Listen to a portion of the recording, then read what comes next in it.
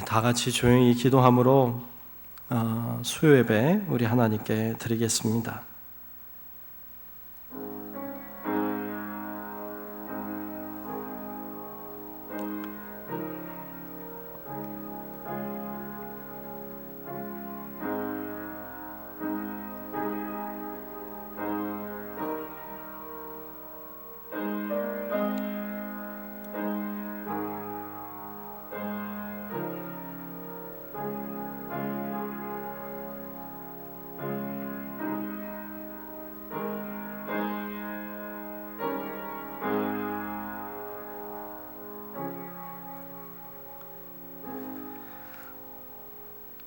고난당하기 전에는 내가 그릇 행하였더니 이제는 주의 말씀을 지키나이다. 주는 선하사 선을 행하시오니 주의 율례들로 나를 가르치소서. 은혜로우신 주님, 오늘 수요일을 맞이하여 하나님 앞에 이렇게 예배 드릴 수 있게 인도해 주심에 감사합니다. 떨리는 마음으로 또 주님을 사랑하는 마음으로 또 주님께 감사하는 마음으로 이렇게 예배하는 우리 사랑하는 모든 성도들을 기억하시고 주의 성전에 나와 예배하든지 혹은 그렇지 못하고 온라인으로 예배 드린 모든 분들 위에도 하나님의 놀라우신 은혜가 이 시간 임하여 주시옵소서. 예배의 시종을 주님께 온전히 맡겨옵고 살아계신 예수님 이름으로 간절히 기원하옵나이다. 아멘. 찬송가 338장 함께 부르겠습니다. 338장 부르겠습니다.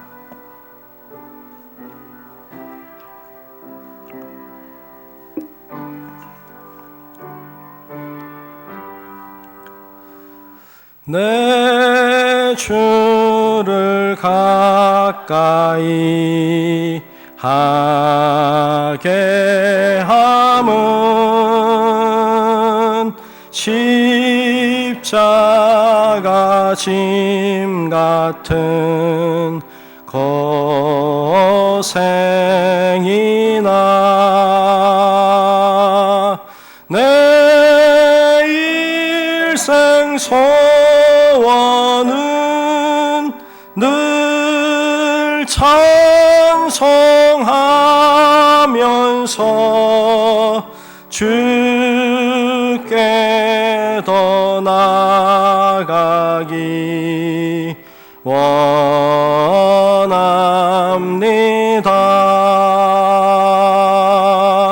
내 고생하는 것 옛 야곱이 돌베개 베고 잠 갔습니다.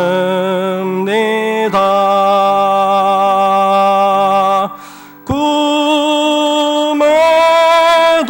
소원이 늘 찬송하면서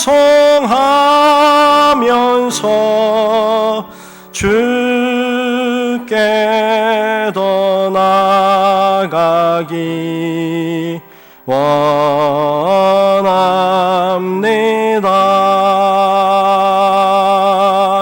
천성에 가는 길 험하여도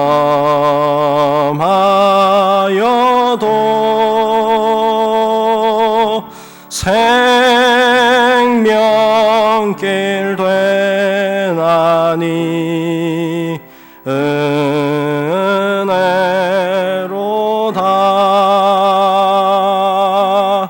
천사 날 부르니 늘 찬송하면서 주께 더 나아가기 원합니다.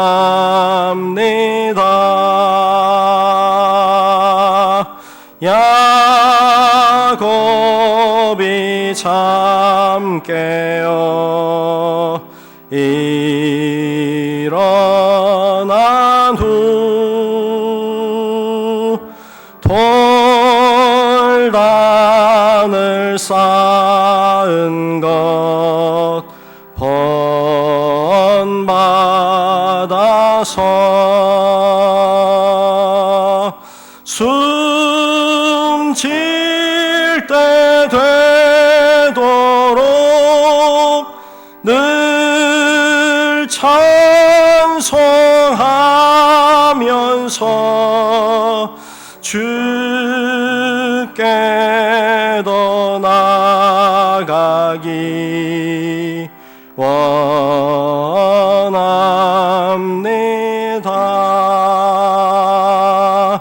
아멘.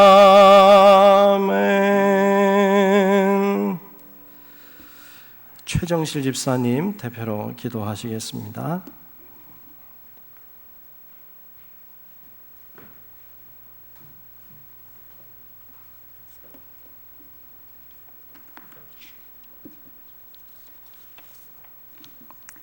우리 삶의 주인 되시는 하나님, 이 시간 이곳에 모일 수 있도록 인도하신 하나님을 찬양합니다. 코로나19라는 위기 속에서도 우리의 신앙을 잃지 않고 기도로 살아가게 도우신 하나님을 진심으로 찬양드립니다. 코로나19 확산으로 인해 일상이 깨지고 낯선 이들은 물론 가까운 이들의 친목도 꺼려지는 시간들이 되었습니다. 눈에 보이지 않는 바이러스로 인해 나약해지고 허물어지는 우리의 모습을 보면서 하나님은 얼마나 많이 안타까워하시며 외로워하실지 믿는 우리가 먼저 깨닫는 시간 되게 하여 주시옵소서. 하나님의 은혜 아니면 살 수 없는 우리입니다. 주님, 질병에 시달리고 있는 사람들, 그들을 치유하기 위해 애쓰는 의료진, 방역을 위해 그리고 감염 차단을 위해 불철주야 수고하고 있는 모든 주님의 종들을 지켜주시옵소서. 해골 골짜기에 불어온 생명이 하늘 군대로 일으켜 세웠던 것처럼 우리를 사로잡고 있는 이 질병의 공포를 몰아내 주시고 다시금 서로가 기쁨과 평화를 나누는 일상이 회복되게 하여 주시옵소서.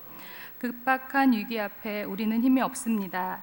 하지만 우리가 위축될 때 주님은 기도하며 주의 얼굴을 바라보라 명하십니다.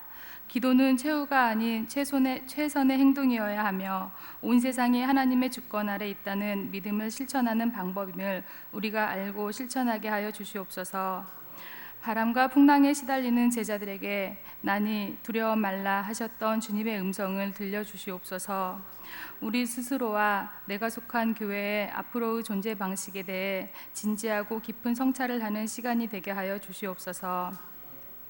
주님, 우리 담임 목사님을 비롯하여 부목사님, 전도사님, 장로님들, 이하 우리 교회 모든 성도님들의 기도를 들어주시고 빠른 일상으로 회복되어 모두가 즐겁게 찬양하고 사랑 나누는 시간들이 되기를 소망합니다.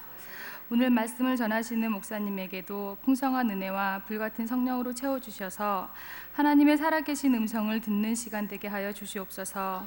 순간순간을 소중히 여기고 그럼에도 불구하고 하나님께 감사를 드릴 수 있는 우리 교회가 되기를 소망하며 지금도 살아계시어 역사하시는 예수님의 이름으로 기도드립니다. 아멘.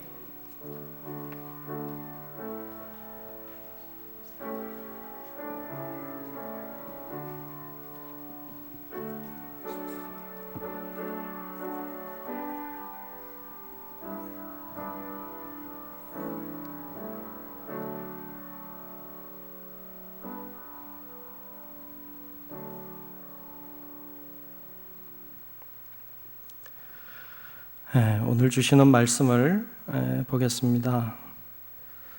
오늘 말씀은 우리 야고보서 말씀을 보겠습니다. 야고보서 1장 1절부터 4절까지 말씀 보겠습니다.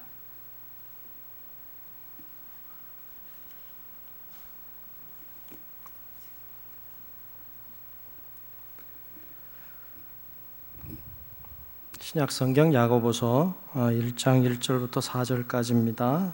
신약성경 369쪽 정도 됩니다.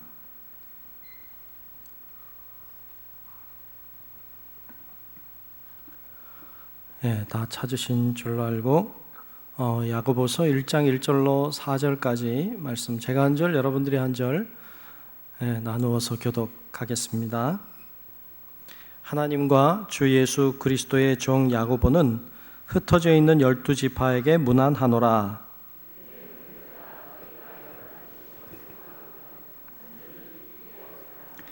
이는 너희 믿음의 시련이 인내를 만들어내는 줄 너희가 알미라.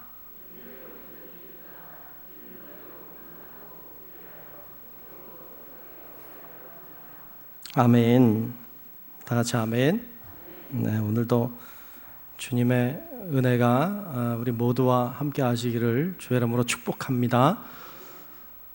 수요일 날 정말 오랜만에 이렇게 모였네요. 좀 감격적이네요.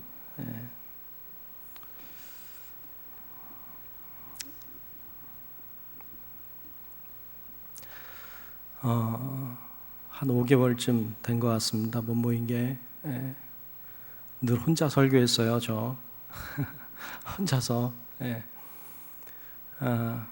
우리 아이들이 이렇게 사람 그림을 몇 개 그려줘가지고 여기다 붙여놓으라고 그런 적이 있는데 벌써 이렇게 5개월이 훅 지나갔습니다.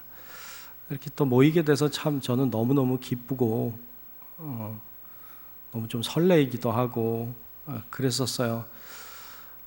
그러고 보면 참 수요 예배 때문에 이렇게 설레본 게 있었나 이런 생각이 들고 참 예배가 얼마나 값지고 소중한 것인지를 또 생각하게 됩니다. 저 안에 있는 이 마음이 여러분 안에도 전달되고 또 그러하기에 더욱 하나님 앞에 열과 성의를 다해서 예배할 줄 아는 그런 참된 예배자들이 되시기를 주의 이름으로 축복합니다. 신명기 말씀을 수요일 날 나눴었어요. 그리고 신명기 마지막 나눌 때 멈췄고 수요일 날 못 드렸어요. 그리고 빌립보서 말씀을 그동안에 영상으로만 사실 다 나갔습니다. 빌립보서를 그렇게 영상으로만 하게 될 줄은 정말 상상도 못했어요. 참 좋은 말씀인데 그렇게 물론 여러분들 예배 잘 드렸을 줄로 아는데 그리고 이제 야고보서 말씀을 좀 나눠야 되겠다 이런 마음이 들었어요. 어디를 할까 참 많이 뒤졌어요. 참 힘들었어요. 이번에 야고보서 정하는 것이. 근데 이제 우리도 이제 시리즈 설교도 이제 다 마쳤는데 새로 이제 또 시리즈를 구상하면서 있는데 믿음에 대한 얘기를 좀 해야 되겠다 이런 마음을 주셔서 믿음에 대한 말씀을 지금 준비하고 있고 야고보서 말씀을 수요일 날 좀 나눠야 되겠다 이런 마음 주셔서 수요일 날 말씀 같이 나누려고 합니다. 야고보서 그러면 뭐가 떠오르세요? 야고보서 그러면 그래도 성경 좀 아시는 분들은 행함이 없는 믿음은 죽은 믿음이다. 이런 구절이 아마 떠오르는 성경이 바로 야고보서이죠. 행함이 없는 믿음은 죽은 믿음이다. 죽은 것이다. 네, 그렇습니다. 야고보서는 행함을 강조하는 성경책으로 보입니다. 행함을 강조하는, 믿음보다는 행함을 강조하는 책이다. 그렇게 보이는 게 사실입니다. 사실은 그렇지 않아요. 사실은 그렇지 않습니다. 이제 우리가 말씀을 나눠갈 때 그런 부분들을 많이 나누게 될 텐데요. 행함을 믿음보다 더 강조하는 책인 것처럼 보이기는 합니다. 그런 의미에서 로마서와는 조금 대조되는 말씀으로 보여요. 로마서는 행함보다는 믿음을 강조하는 책. 오직 의인은 믿음으로 말미암아 살리라. 그래서 이 믿음을 강조하는 책이 로마서라면 행함을 강조하는 책은 야고보서다.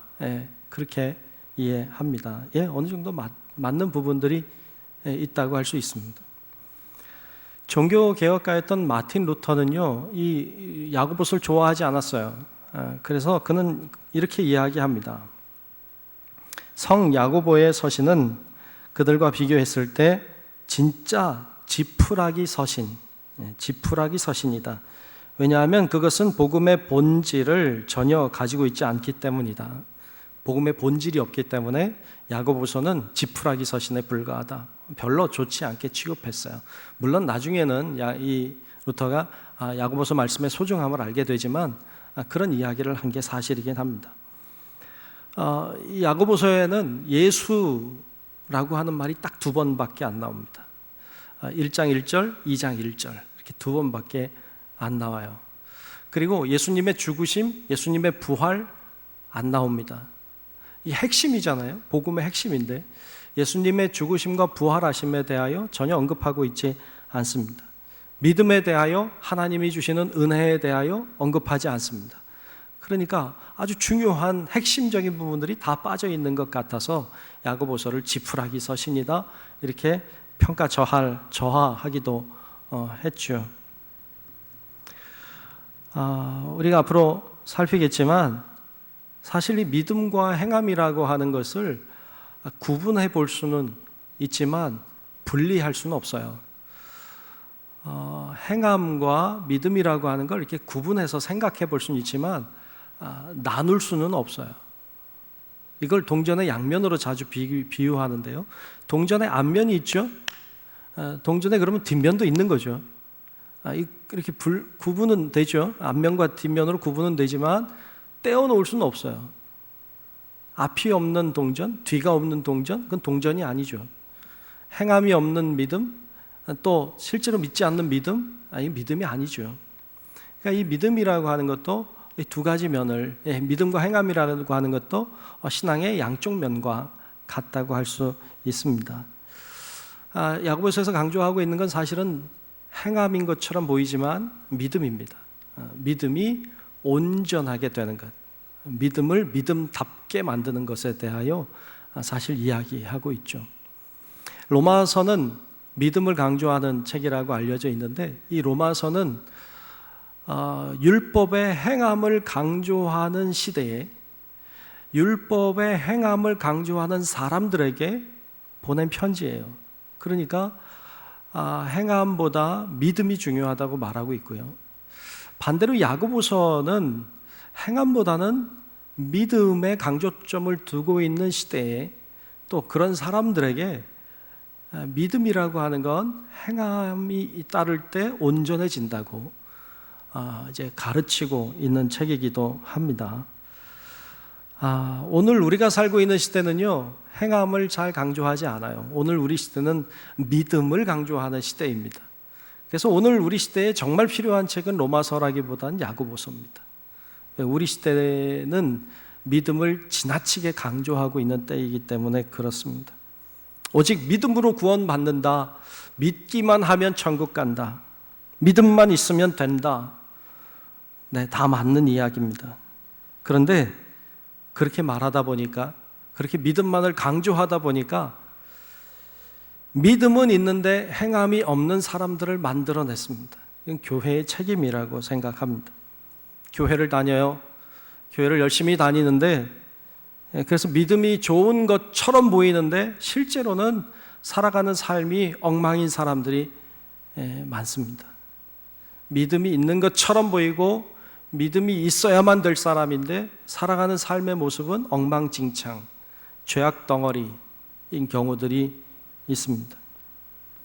거룩한 얼굴을 하고 있는 목사님인데 뒤로는 흉악한 일들을 하고 있다거나, 아주 점잖은 얼굴을 하고 있는 집사님, 권사님, 장로님인데 세상에서 갑질을 하는데 앞장서는 사람이라든지, 아주 인자한 얼굴을 가지고 있고 신앙 좋은 얼굴을 가지고 있는데 속이고 사기치고 돈을 빼앗고 음탕한 일들을 하는 교인들이 있는 교회, 이렇게 만들어냈어요. 죄를 막 지고도요, 괜찮대요. 왜? 나는 예수 믿으니까. 온갖 악한 일을 다 저지르면서도요, 나는 천국 간대요. 왜? 나는 교회 다니니까. 그런 사람들을 향해 야고보서는 정확하게 말해줘요. 너 가짜야 라고. 그래서 이 야고보서는 사실 좀 무서워요. 야고보서 말씀을 이렇게 묵상해 가다 보면 들킨 것 같아요. 속마음을 들킨 것 같고 확 하시는 말씀이 가슴에 비수로 오기도 합니다. 그래서 무섭기도 하고 부끄럽기도 하고 뭐 그런 책이기도 하죠. 알면서도 행하지 못하는 것, 게을러서 하지 못하는 것, 이런 것들을 주님께 반성하게도 되고 회개하게도 만듭니다. 이런 책이 야고보서입니다. 우리 야고보서 말씀을 묵상해 나갈 때 여러분 안에도 그런 하나님이 주시는 음성이 들려오는 은혜가 있기를 주의 이름으로 축복합니다. 아멘. 자, 그러면 야고보서는 누가 누구에게 쓴 책일까요? 사실 야고보서는 서신이라고 보긴 좀 어려워요. 책 같아요. 누가 누구에게 썼는가 오늘 1장 1절에 나오고 있는데요. 한번 읽어볼까요? 1장 1절을 같이 한번 읽겠습니다. 같이 읽습니다. 시작. 하나님과 주 예수 그리스도의 종 야고보는 흩어져 있는 12지파에게 문안하노라. 아멘. 누가 썼다고 나오죠? 야고보. 그렇죠? 하나님과 주 예수 그리스도의 종인 야고보가 누구에게 썼어요? 흩어져 있는 12지파에게 문안하노라. 그러니까 흩어져 있는 12지파에게 썼다는 말이죠. 먼저 누가 썼어요? 야고보가 썼어요. 이 야고보는 누구예요? 예수님 당시에 야고보는 여럿이 써요. 야고보라는 이름은 흔한 이름이었어요. 쓸만한 사람을 추려보면 한 4명쯤 되는데요. 더 추리면 한 2명쯤 돼요. 근데 더 추리면 사실 1명인데 크게 야고보, 여러분 우리가 아는 야고보는 크게 둘이 있습니다. 하나는 예수님의 제자 야고보이고요. 또 하나는 예수님의 형제, 동생인 야고보가 있어요. 이 야고보 둘을 우린 좀 기억하는데요. 먼저 예수님의 제자인 야고보는 저자일 가능성이 굉장히 낮아요. 왜냐하면 일찍 순교했어요. 12명의 제자 중에 제일 먼저 순교한 사람이 야고보였어요. 사도행전 12장 2절에 보면 이런 말씀이 나와요. 요한의 형제 야고보를 칼로 죽이니라고 해서 야고보가 박해 때 순교의 첫 제물이 됐어요. 그 사도로서는 첫 번째 순교한 자가 됐습니다. 이 야고보를 죽이니까 사람들이 좋아해. 그래서 베드로를 잡죠. 베드로도 죽이려고 했는데 그게 실패로 끝난 이야기가 야고보서에 나오고 그 사도행전에 나오고 있죠. 그래서 예수님의 제자 야고보가 썼을 가능성은 별로 없어요. 그럼 1명 남아요. 예수님의 동생 야고보죠. 예수님의 동생 야고보 혹은 그의 제자들이 썼을 가능성이 굉장히 높습니다. 그 예수님의 동생 야고보는요, 예수님 당시에 예수님 살아있을 때 예수님 안 믿었어요. 오히려 예수님이 좀 미쳤다고 생각했고, 예수님 잡으러 온 동생 중에 있었고요. 그런데 예수님이 부활하시고 승천하신 이후에 예수님을 믿게 되죠. 그리고 초대교회를 이끌게 됩니다. 초대교회에 이끌었던 이야기가 나오는데 갈라디아서에 보면 이런 말씀이 있어요. 갈라디아서 2장 9절에 보면 이렇게 말해요. 또 기둥같이 여기는 누구요? 야고보와 게바와 요한 이렇게 나와요. 여기서 야고보는 예수님 동생 야고보예요. 예수님의 동생 야고보는 초대교회 때 기둥 같은 인물이었어요. 첫 번째로 게바는 베드로죠. 베드로보다 먼저 나오고 있어요. 그러니까 예수님의 동생 야고보, 그리고 베드로, 그리고 요한, 이 3명이 초대교회를 이끄는 기둥 같은 사람들이었다. 그 중에 한 명이 예수님의 동생인 야고보였습니다. 이 예수님의 동생 야고보는 굉장히 인자한 성품의 소유자로 알려져 있고요. 그리고 판단력이 정확했던 사람, 그리고 말을 굉장히 소중하게 여기고 말을 잘했던 사람, 지혜가 뛰어났던 사람, 이런 사람으로 알려져 있습니다. 이런 야고보가 12지파에 흩어져 있는 12지파에게 보낸 것으로 되어 있습니다. 흩어져 있는 12지파, 12지파는 이스라엘 백성을 가리킨다 하겠죠. 유대인들을 가리킨다 할 수 있습니다. 조금 더 포괄적으로 보면 교회를 가리킨다 할 수 있습니다. 그런데 왜 흩어져 있는 일까 하는 것이죠. 우리가 아는 것처럼 예수님이 부활하신 다음에 제자들에게 하신 이야기가 성령을 기다려라. 예루살렘 떠나지 말아라 그랬어요. 그래서 정말로 예루살렘 안 떠나고 모여서 다락방에 모여서 열심히 기도하다가 성령을 받습니다. 자, 성령 받았으면 어떻게 해야 돼요? 성령 받았으면 이제 흩어져야죠. 그런데 여러분, 이사 가고 싶어요? 안 가고 싶어요? 지금도 안 가고 싶잖아요. 이 당시엔 더 안 가고 싶어요. 이제 성령을 받았으면 전 세계로 흩어져야 되는데 안 가고 다 예루살렘에 머물러 있어요. 그러니까 하나님이 그곳에 역사하신 방법이 박해였어요. 박해가 일어나죠. 야고보가 죽었어요. 순교했죠. 스데반이 순교했어요. 베드로가 순교할 뻔했어요. 이렇게 순교자들이 일어나니까 사람들이 두려움이 생겼어요. 그래서 흩어지기를 시작합니다. 무서워서 도망가기를 시작했어요. 여러분, 하나님은 때때로 박해를 사용하세요. 고난을 사용하세요. 요즘 우리가 고난 속에 있습니다만 고난을 하나님이 어떻게 사용하실지 모르겠어요. 하여튼 하나님은 고난을 사용해서 유대인들을 흩으십니다. 이 흩어진 유대인들을 디아스포라 유대인이라고 그래요. 흩어진 유대인들이라고 합니다. 그들에게 편지를, 이 글을 쓰고 있다고 이야기하고 있습니다. 야고보가 이런 세계에 흩어져 있는 유대인들, 즉 예수를 믿는 그리스도인 유대인들에게 지금 이 글을 보내고 있다 하는 것입니다. 이 말씀이 오늘 우리에게 전해진 걸 보면 하나님께서 야고보를 통해 주신 말씀이 오늘 지구 반대편에 살고 있는 우리들에게도 주시는 말씀이다. 이것으로 기억하고 말씀을 나의 말씀으로 잘 받는 은혜가 있기를 축복합니다. 야고보는 글을 시작하자마자 누가 누구에게 썼다는 1절을 하자마자 1장 2절에 좀 진짜 심각한 이야기를 시작하고 있죠. 1장 2절을 사실 충격적인데 같이 한번 읽어보겠습니다. 1장 2절 읽겠습니다. 시작.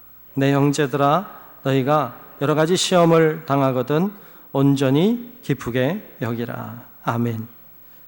아멘. 아멘이 잘 안 될 텐데 정신을 똑바로 차리고 다시 보면 아멘이 쉽지 않다는 거 알 수 있어요. 내 형제들아, 너희가 여러 가지 시험을 당하거든 어떻게 여겨요? 온전히 기쁘게 여기라. 약간 정신병자죠. 여러분, 고난이 오면 온전히 기쁜가요? 그냥 기뻐해라 도 쉽지 않은데 온전히 기뻐하라. 이거 진짜 말씀이니까 아멘은 하지만 고난 찾아오면 인상 쓰죠. 짜증 나죠. 어떻게 온전히 기쁘게 여겨요? 너무 과하다. 뭐 이런 생각이 좀 들 정도입니다. 이 말씀 보는데 그 말이 있으면 예수님의 그 말씀 생각났어요. 오른뺨을 치거든 왼뺨도 돌려다라. 이것도 쉽지 않죠. 그것도 쉽지 않은데 고난이 찾아오는데 막 기뻐. 이거 참 어렵단 말이죠. 이거는 좀 쉽지 않다. 그런데 고난이 찾아왔을 때 온전히 기쁘게 여길 수 있는 방법이 있어요. 그 방법은 무엇인가 하면 시험을 보는 게 아니고 시험의 너머를 보는 거예요. 아멘. 아멘. 시험을 보는 게 아니고 시험의 너머를 볼 수 있어야 돼요. 그러면 온전히 기뻐할 수 있습니다. 근데 우린 뭘 보느냐? 시험을 봅니다. 시험만 봅니다. 너머가 보이지 않아요. 여러분, 시험의 너머가 보이는 사람은 믿음의 사람입니다. 시험의 너머가 잘 안 보여요. 예수님은 시험을 본 게 아니고 시험의 너머를 보셨어요. 히브리서 12장 2절 말씀에 이렇게 예수님에 대하여 말씀하는데요. 믿음의 주요 또 온전하게 하시는 이인 예수를 바라보자. 그는 그 앞에 있는, 그 앞이라고 하는 건 그 너머를 가리켜요. 그 앞에 있는 기쁨을 위하여 십자가를 참으사. 십자가는 시련이고 시험이고 고통이죠.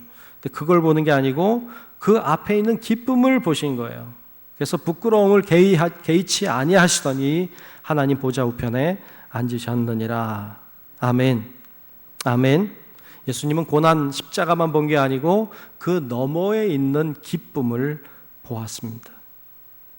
예수님이 보신 기쁨은, 십자가 뒤에 있는 그 기쁨은요, 온 인류가 구원받아 기뻐하고 찬양하는 모습이었을 것이 분명합니다. 그러니까 이 십자가 너머에서, 내가 이 십자가만 잘 감당하면 그 너머에서 기뻐하실 온 인류의 그 기뻐하는 그 구원받는 모습을 보시며 시련을 잘 감당하셨습니다. 사실 시험이 오면 시험밖에 보이지 않습니다. 그러나 그 너머를 볼 수 있어야 되는데 그건 믿음 가진 사람만 가능해요. 이스라엘이 블레셋과 전투할 때요, 이스라엘 백성 전체가 본 것은 블레셋의 장수였던 골리앗이었어요. 골리앗만 보였어요. 너무 컸어요. 죽을 것만 같았어요. 감당을 못할 것 같았어요. 두려웠어요. 그런데 단 한 사람, 다윗만 골리앗 너머를 보았죠. 그 뒤에 계신 주님을 봤습니다. 하나님은 믿음으로 그 너머를 바라볼 수 있었던 다윗을 통해 큰 골리앗이라고 하는 시험과 시련을 무너뜨렸습니다. 이게 하나님 하시는 일입니다. 여러분, 우리도 시험은 물론 우리를 고통스럽게 하고 우리를 아프게 하고 우리를 지치게 하는 것이 분명하지만 그 너머를 볼 수 있는 믿음의 눈을 가진 우리 성도 여러분들 되시기를 주의 이름으로 축복합니다. 어떤 재정 문제가 생기면 돈밖에 안 보여요. 돈 있는 곳을 어슬렁거리고요, 땅바닥에 떨어진 돈이라도 줍고 싶어서 쳐다보고 다니는 거예요. 돈에 문제가 생기면 돈밖에 안 보이거든요. 관계에 문제가 생기면요, 관계에 얽힌 것밖에 생각이 안 나요. 풀어갈 방법이 없다는 생각을 하게 돼요. 그러니까 잘못된 선택들을 하기도 하죠. 취업 문제가 생기면요, 취업이 세상에서 제일 어려운 것 같이 느껴지고요, 결혼 문제가 걸리면 결혼 문제가 세상에 제일 큰 것 같아요.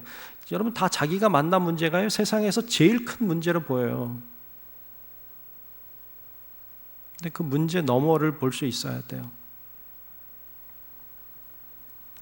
그 너머를 볼 수 있는 사람이 믿음의 눈을 가지고 있는 사람입니다. 이 고난을 통해서, 이 시련을 통해서 하나님은 무엇을 원하시는가를 고민해야 돼요. 이 시련을 통해서 하나님이 바라는 것은 무엇일까를 고민하는 거예요. 그걸 놓고 기도하는 거예요. 하나님, 이 시련이 왜 왔습니까? 제가 어떻게 하기를 원하십니까? 어떤 태도를 보기 원하십니까? 제가 어떻게 하면 좋을까요? 네, 그렇게 질문하고 답을 찾는 것이죠. 그렇게 할 때 우리는 더 성장해가고 성숙해져 갑니다. 신앙의 선배들은 다 그렇게 했습니다. 굶주린 사자들이 나를 먹으려고 뛰어올 때 이들이 본 것은 사자의 이빨이 아니었어요. 사자의 이 너머에 있는 천국을 바라봤습니다. 화영장의 제물로 사라지는 그런 죽음의 위협 앞에서도 그들은 화영장을 본 게 아니고 화영장 너머에 있는 나를 안아주실 하나님을 바라봤죠. 그래서 그 어려움을 잘 이겨내고 믿음으로 승리할 수 있었습니다. 당시에 흩어져 있던 디아스포라 유대인들에게 가장 큰 문제는 박해 문제였어요. 그들은 이 박해 문제를 어떻게 감당해야 될까가 늘 고민이었습니다. 유대인들은 기독교인들을 이단으로 취급했던 시절이고요. 그리고 그 당시에 로마의 지배를 받던 지역이었기 때문에 로마의 황제를 주라고 고백하던 때였습니다. 그때 기독교인들만은 로마의 황제가 주가 아니고 예수 그리스도만이 주시라고 말했습니다. 그것은 정치범이죠, 요즘 말로. 그러니까 기독교인들은 박해의 대상이 될 수밖에 없었고요. 수많은 박해를 받아야만 했습니다. 그런데 오늘 야고보서는 그들을 향해 말하는 겁니다. 어쩌면 이 얘기를 하고 싶었을지 모릅니다. 박해를 당하거든 온전히 기쁘게 여기라. 이 말이요, 우리들에게는 그냥 들릴지 모르지만 당시 흩어져서 박해 속에 있던 사람들에게는 이 말씀이 글쎄요 어떻게 들려왔을까요? 참 우리와는 좀 다르지 않을까 싶습니다. 자, 그러면서 3절에 이렇게 이야기하고 있어요. 3절 같이 읽겠습니다. 3절 시작. 이는 너희 믿음의 시련이 인내를 만들어내는 줄 너희가 알미라. 아멘. 환난이 있다는 거 안다. 그러나 기뻐해라. 온전히 기뻐해라. 왜냐하면 이는 너희 믿음의 시련이 인내를 만들어내기 때문이라고. 예, 박해와 시련이 인내를 만들어낸다. 그런 시련은 인내를 만들어냅니다. 복싱 선수들 보니까요, 복싱 선수 지난번 오래전이긴 한데 그 훈련하는 모습 보니까 이렇게 복싱 선수들이 누워 있고요, 위에서 코치가 농구공을 떨어뜨리더라고요. 배에다가 농구공을 계속 떨어뜨려요. 아플까요? 안 아플까요? 아마 제가 누워 있다가는 한 대만 맞으면 숨을 못 쉴 것 같아요. 한 대만 맞으면 그래 숨을 못 쉴 것 같아요. 근데 그 친구, 그 복싱 선수들은요 계속 하는데 막 견뎌내더라고요. 시련이잖아요. 시련이 인내를 만들어내는 거죠. 더 단단한 근육들을, 복근을 만들어내는 것이죠. 그 킥복싱 선수들 보니까요, 막, 이야, 그 훈련하는 거 보니까요, 그 근육질 막 많고 그 체력이 대단한 사람들이요, 막 헥헥거릴 때까지 그거 하더라고요, 훈련을요. 아유, 제발 살려달라고, 한 번만 안 하게 달라고 막 빌더라고요, 빌어. 그 정도로 훈련하더라고요. 예전에 유도 선수 막 훈련하는 훈련장 가서 인터뷰하는데요, 그 유도 선수가 했던 말이 제가 아직도 기억이 나는데요, 그 유도 선수한테 훈련받는 것에 대해서 누가 뭐라고 질문을 했어요. 그 기자가 물었더니 그 유도 선수가 이런 말을 하더라고요. 매일매일 죽을 것 같다고. 한 번만 더 하면 죽을 것 같더라는 거예요. 매일 그런 훈련을 한다는 거예요. 야, 그 얘기 듣고요, 진짜 깜짝 놀랐어요. 매일 죽을 것 같은 그런 순간이 올 때까지 훈련을 한다는 거죠. 왜 이런 시련들을 하죠? 이것이 인내를 만들어내는 거죠. 그 인내한 자들이 결국에 대회에 나갈 수 있고요, 대회에 나가서 메달도 딸 수 있는 것이죠. 그래서 이런 시련들이 결국 인내를 만들어낸다. 우리들에게 다가오는 어려움들이지만 이걸 잘 감당하는 자가 인내할 줄 아는 사람이 된다. 이 이야기를 하고 있습니다. 뭐 옛날 얘기하기 좀 그렇지만 다 뭐 경험들이 있으시겠지만 예전에 예수 믿던 분들의 이야기를 들어보면 참 대단했던 것 같아요. 예전에는 교회 못 나가게 방해하는 사람들이 참 많았어요.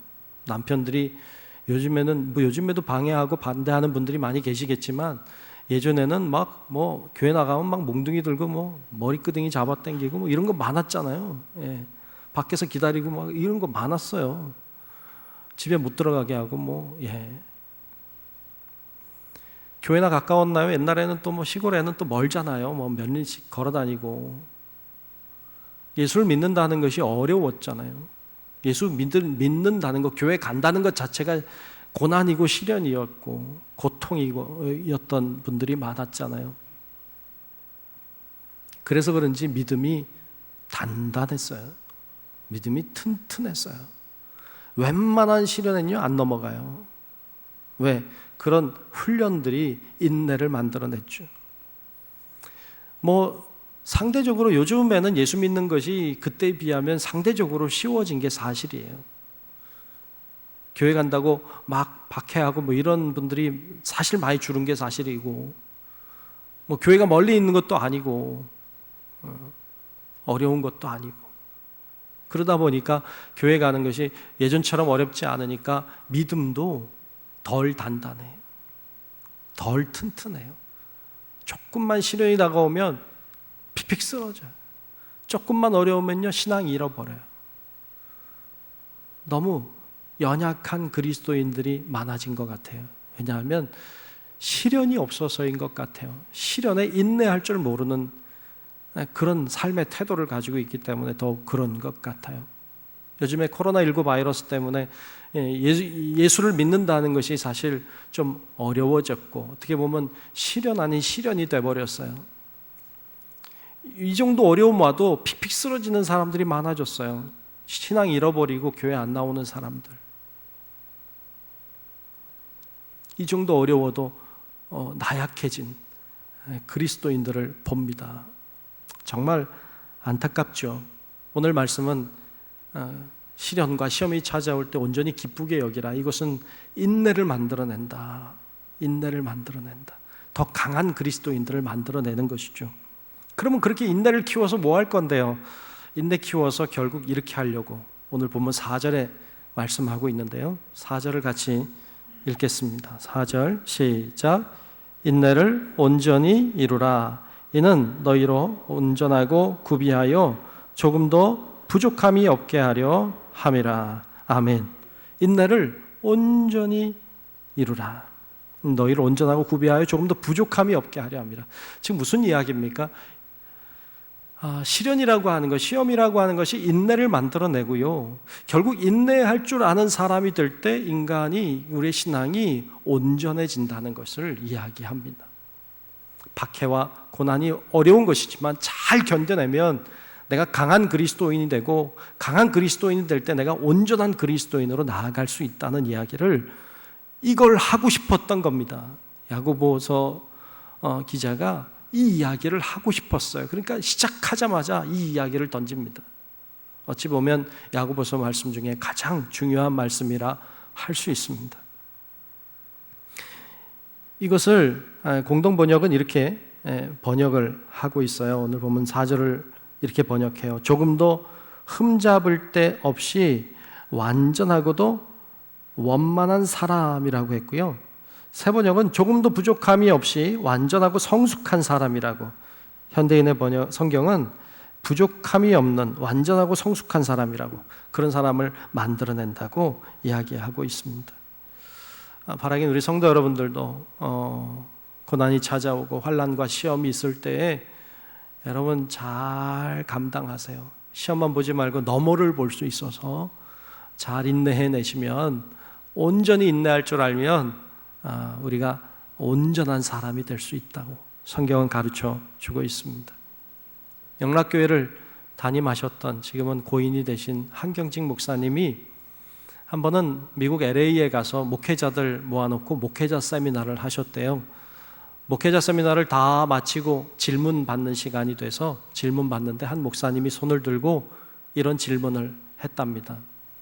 목사님, 후배 목사들에게 정말 한 가지만 딱 말씀해 주고 싶으신 것이 있다면 그게 무엇입니까? 라고 질문했대요. 하나만 딱 말씀해 달라고 그랬답니다. 뭘 말할까요? 저도 고민인데 하나만 딱 말씀해 달라고 했대요. 이 한경림 목사님이 이렇게 말씀했대요. 읽어볼게요. 제가 일평생 목회하면서 후배 목회자들에게 가장 해주고 싶은 말은 바로 이것입니다. 저는 목회에 오면서 오랫동안 참았습니다. 참는 것이 훈련되지 못하면 목회 못합니다. 설교 잘하는 분들은 많습니다. 하지만 잘 참는 분은 찾기가 쉽지 않습니다. 라고 했답니다. 결국 인내할 줄 아는 사람이 되라는 권면의 말씀으로 보입니다. 하나님은 우리가 시련을 통해서 인내를 할 줄 아는 사람, 그 인내를 통해서 우리가 온전한 그리스도인이 되는 것, 그것이 하나님이 원하시는 것입니다. 여러분 바라기는 우리 성도 여러분들도 여러 가지 고난과 시험과 시련과 지금도 우리가 어려운 가운데 있지만 이런 것들을 통해서 인내하는 것을 배울 줄 알고 잘 인내함으로 우리가 온전한 그리스도인들로 더 튼튼한 그리스도인들로 잘 세워지는 그런 우리 성도 여러분들 다 되시기를 주님의 이름으로 축원합니다. 기도하겠습니다. 하나님, 말씀을 나눴습니다. 시련을 만나거든 기쁘게 여기라고 하셨고 그것이 우리를 인내하게 하고 그것이 우리를 더 강건하고 온전한 그리스도인 되게 하신다고 하셨사오니 하나님, 우리들이 말씀대로 살아 정말 하나님이 우리를 거룩하고 온전하게 만들어 가시는 은혜를 경험하는 우리 모든 성도들 되게 해 주시옵소서. 예수님 이름으로 간절히 기도하옵나이다. 아멘. 찬송가 336장 함께 찬송 부르겠습니다. 336장입니다.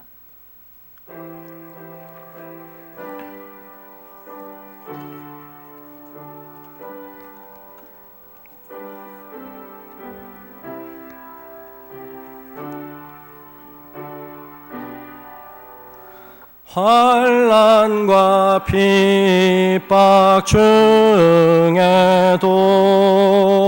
성도는 신앙 지켰네. 이 신앙 생각할 때에 기쁨이 충만하도다.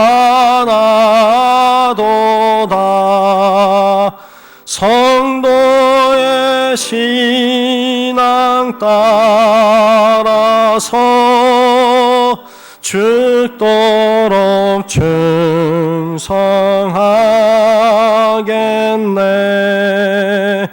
옥중에 매인 성도나 양심은 자유 얻었네. 우리도 고난 받으면 죽어도 영광 되도다. 성도의 신앙 따라서 죽도록 충성하겠네. 성도의 신앙 본받아 원수도 사랑하겠네. 인자한 언어 행실로 이 신앙 전파리라.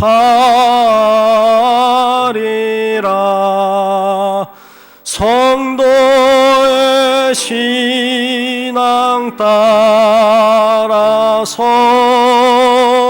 죽도록 충성하겠네.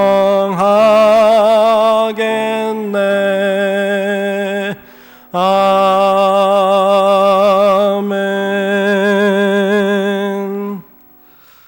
네, 교회 소식 전합니다. 첫 번째는 예배인데요. 주일에는 모이는 예배, 또 온라인 예배 다 드리고 있으니까 어떤 예배든지 열심히 참여하시면 좋겠고요. 특별히 나오시면 더욱 좋겠습니다. 오늘 이렇게 오랜만에 수요 예배를 이렇게 드리게 되어서 너무 기쁘고요. 여러분들이 기도 많이 해주시고 그래서 모든 예배가 좀 조속히 회복이 될 수 있도록 많이 기도해 주시면 좋겠습니다. 그리고 모든 거 다 철저하게 어제도 방역도 하고 여러분 다 마스크 쓰고 계시고 다 열체크도 하고 다 하고 있으니까 여러분 안심하시고 예배에 잘 참여하시면 좋겠습니다. 중고등부도 모이는 예배를 잘 조심해서 진행하고 있다는 거 기억하시고 자녀들 잘 보내주시기 바라고요. 교회 학교는 아직 모임을 갖고 있지 못합니다. 언제까지 이렇게 가야 되나 참 신앙적인 부분에서 많이 염려가 됩니다. 여러분 많이 기도해 주시고 학부모님들이 잘 도와주시기를 바라고요. 기도하는 것도 중부교회 교인 기도문으로 또 연속 기도회로 여러분 열심히 기도해 주시면 좋겠어요. 어쩌면 올 한 해에 기도하라고 그러시나 보다 이런 생각이 듭니다. 여러분 다른 것보다 기도하는 일에 힘써 주시기를 바랍니다. 찬송 우리 모두 일어나셔서 찬송가 630장 우리 같이 부르시고 축도함으로 예배를 마치겠습니다. 630장 부르겠습니다.